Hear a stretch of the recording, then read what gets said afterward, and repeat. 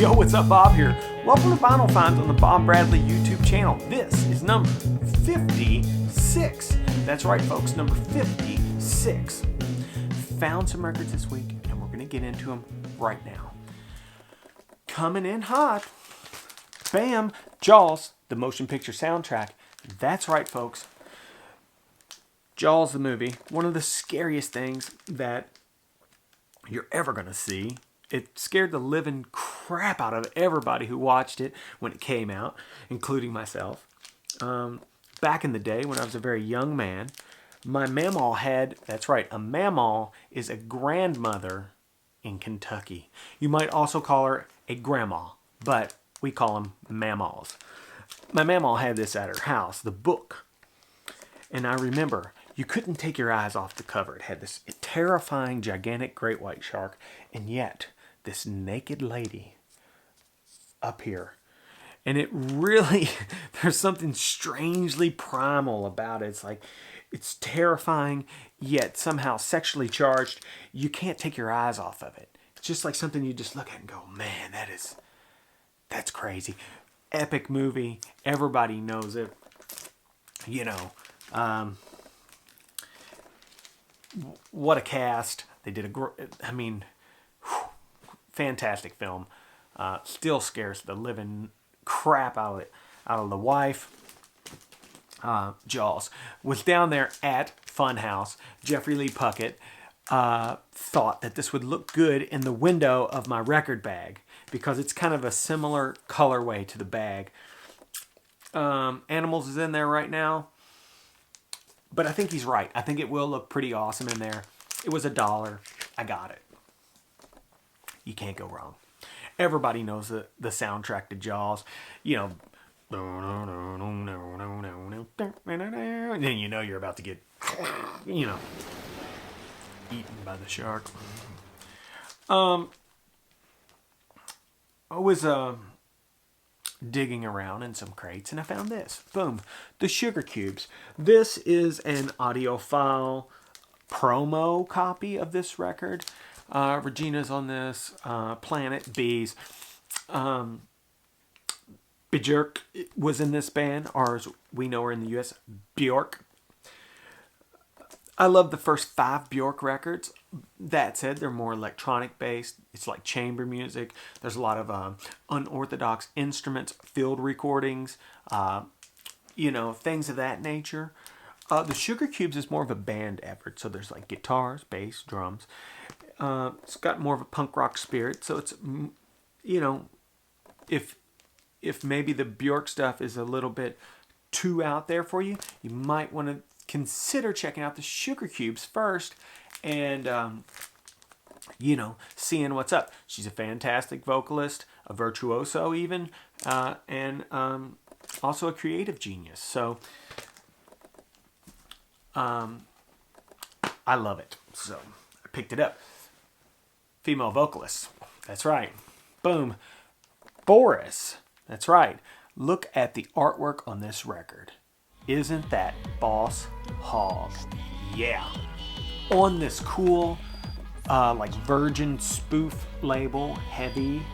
Look at these orange half stacks back here hiding behind the Siamese twins. Yeah. That said, this is not quite as stony and heavy as I associate Boris. With that type of music. This is a bit more poppy and a bit brighter sounding to me than some of their other material, but still pretty good. If you're into Boris, yeah, this is just the cover alone is so insane. It's really cool, really cool. Got it for cheap. Picked it right up. Continuing on with the female vocalist. St. Vincent, boom. Yeah, that's right.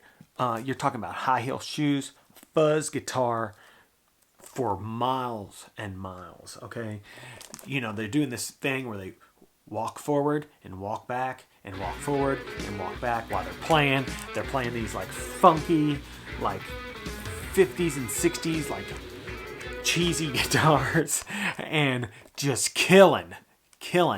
Awesome stuff. Super fuzzy, super awesome. St. Vincent, insane. Pick that up. There's the label there. This is on Loma Vista Republic. Yeah, cool record. That said, one of them. It's not the most recent record. It's the one. You know, she's been releasing a lot, so I think this is like the one before the most recent one, with this tantalizing, provocative cover, if you will. Speaking of high heels, not as much fuzz guitar on this. A little more electronic bass. A lot of big bass sounds. Cool cover though. Pink wax. I thought it was cool. I got both the records. Yeah, they're both very good. They're both very, very good. I got turned on to St. Vincent several years back when she was touring with David Byrne of the Talking Heads. Boom. That was a segue, folks. Talking Heads, more songs about buildings and food on the Sire record. Typical Talking Head stuff. You know, in a kind of a punk rock spirit mixed with a world music tinge. You know, Talking Heads. What a shame that they can't get together and do a tour. I love David Byrne, but you know, come on guys, let's do it. Let's get it together. Let's get out there and play. Stop being such contrarians. Talking about a blind buy right now. Boom. Parachute. Pretty Things. Saw this interesting looking cover with like some kind of a baby doll down here or something, and this flower. I think this is maybe a painting. I don't know what this is. I don't know if it's a photograph and a painting combined or what, but it's kind of freaky looking. But what sold me on it was this Rare Earth label. I haven't really listened to it yet, but I'm hoping it's good. If it's not, it'll go into trade fodder. I haven't even looked it up. I don't know if it's a valuable record, but for some reason, I feel like it could possibly be worth a little bit of coin. Maybe it isn't. I didn't pay much for it, so basically anything over about $7 is money in my pocket. That said, it could be great and I could just keep it. Who knows? If you watched last week's video, you would know last week's video, The Savage Purge of Jeffrey Lee Puckett's collection. You would know that I was eyeing this. Boom. Kiss's first record with the song Strut Up on it. Okay? Look at the makeup on these guys. This is the very first record, and the makeup and everything's already perfect. It's insane. If you haven't heard, I think I linked to it in last week's comment section. Dean Del Rey's interview with Paul Stanley. You should, Star Child. You should listen to that because it was fantastic. He also did an interview with a two-part interview with John Mayer recently that was like pretty serious. It's pretty good. Okay, rounding out the finds for this week. Well, it's a bit of a complicated story. I went in to Half Price and I found this. Boom, David Bowie's Diamond Dogs. Okay, that's right. Dynaflex, orange label, first pressing. Attacked by Beaver Hog. If you look up here, it's pretty gnarly. The vinyl in this record is very, very nice. I would put it very good plus. Very quiet, no popping, no skips, no whatever. And it was $5, and I thought, I don't have the record. The vinyl's really nice. $5? I'll get it. I bought it, right? A couple days later, go in there. Bam. David Bowie's Diamond Dogs. Dynaflex first press. Much nicer. No Beaver Hog attacks here.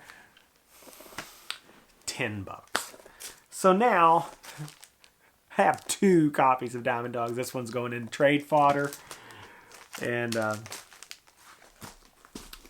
you know, what are you going to do? Anyway, played our gig on Thursday. Went great. Was fantastic. Probably going to see a little bit of footage of that here at the end. If you haven't heard any of my music yet, I play in a band. It's called Condors in the System. We put out a record. It was called Music from the Eagle Nebula. We have another record called Lose It All Volume 1. You can find those on Bandcamp. You can find the music from the Eagle Nebula on all platforms, including here on YouTube. Check it out. You don't have to buy it. Just listen to it, you know. We got a bunch of stuff coming up. I got audio talk. I've got more finds. There's been some developments with the stereo system here. I'm not going to give it away. You're just going to have to stay tuned. But it's pretty sweet. It's pretty sweet. Okay? So until we meet again, please like, subscribe, tell a friend, leave some comments down below. Can't wait to share this stuff with you guys. It's exciting to me. So until we meet again, Bob out.